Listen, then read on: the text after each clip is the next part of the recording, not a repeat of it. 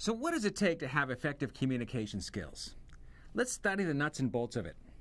Maintain eye contact. Between 80 and 90% of all information absorbed by our brain is visual. When listening, repeat in your mind what the other person is saying. It helps to keep your mind from wandering and helps you avoid that deer in the headlights look when they ask you a question. Be sure the other person is finished talking.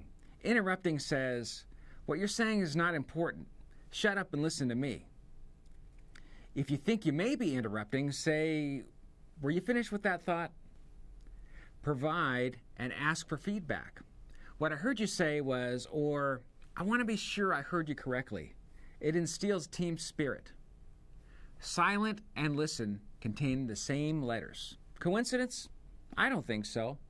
When you take time to listen, you convey the message, "I care and you matter."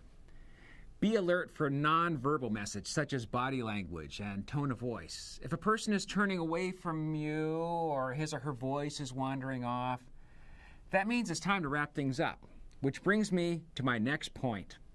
Don't talk too much. Nothing is more annoying than someone who talks incessantly, mainly because they're only talking about themselves. Teamwork is impossible with one-way communication.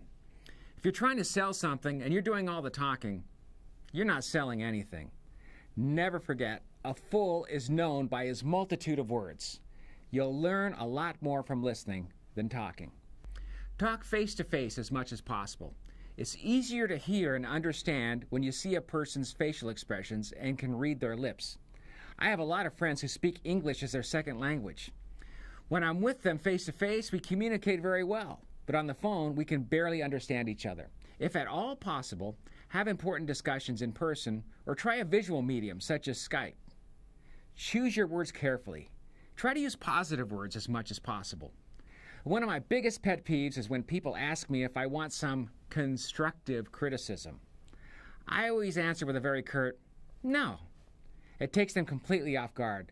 They want to share their opinion so badly that they don't know what to say next. I guess most people answer yes, but why? I must admit this is one of my guilty pleasures, but really, who enjoys criticism? A much better and more positive way to say the same thing is, "May I offer a suggestion that might be helpful?" Now that's the kind of communication that builds teams.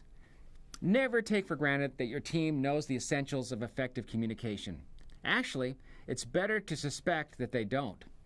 If you want to have a functioning team, you have to both show them and tell them how to communicate. This is Nick Arnette. Me, we, and Glee, how to have a great attitude, work as a team, and keep your sense of humor.